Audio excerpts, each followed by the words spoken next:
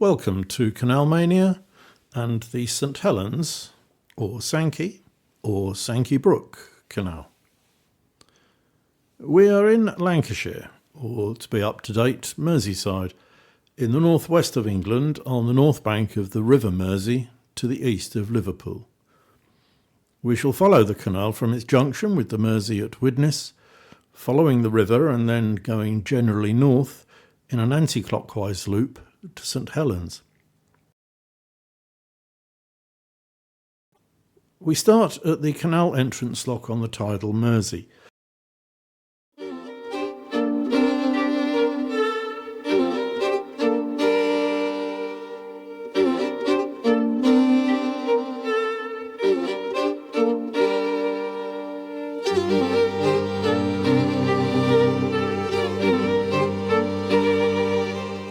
We follow the river up to Fiddler's Ferry, the site of the second river connection, opened in 1762.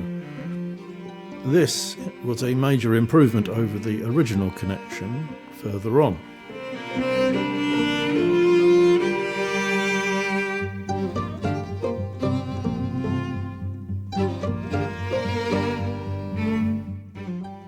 And here is the first connection that used the Sankey Brook and could only be used at high tide, as you can see.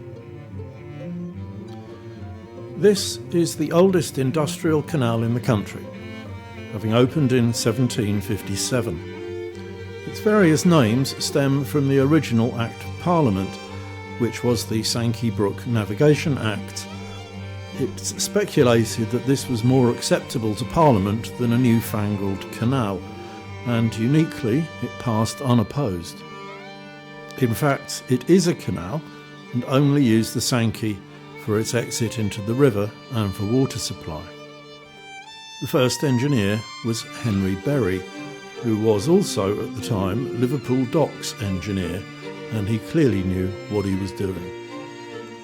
From the last connection, we're on the oldest section.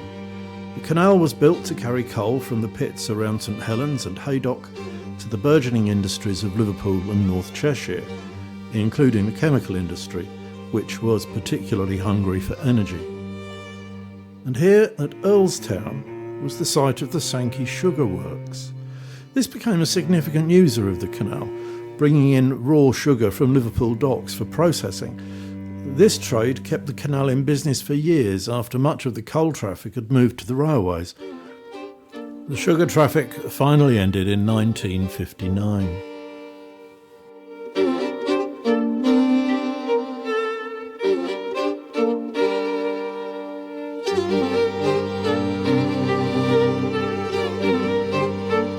And here we come to a significant junction at Old Double Lock, which, incidentally, was the first staircase lock to be built in the country. This was the original terminus of the canal, reached in 1757.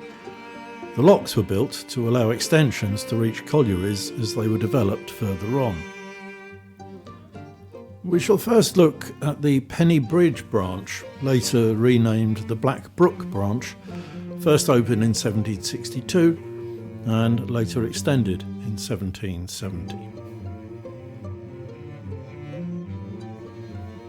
Back at the junction, we proceed to Gerrard's Bridge, also opened in 1762. It was built for Mersey Flats, the predominant sailing vessel on the Mersey, so the locks were 70 feet by 17, and all the bridges were swing bridges to allow for the boat's masts. Retracing our virtual steps, we turn west, up the new double lock, along the Boardman's Bridge branch that takes us into the centre of St Helens and the Ravenhead and Sutton branches. This was the last section to be built between 1775 and 1778 and served the rapidly growing industry here. Coal mines, glassworks, chemical works and brickworks were all booming. The canal prospered for many years through to the 1860s, despite the arrival of the railways from the late 1830s. Indeed, the first closure, that at the end of the Ravenhead branch, was due to the expansion of the glassworks it served.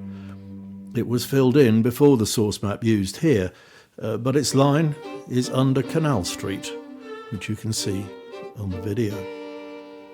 From 1900, the combination of lower traffic and higher costs told, and finally, in 1931, the canal above Earlestown was closed.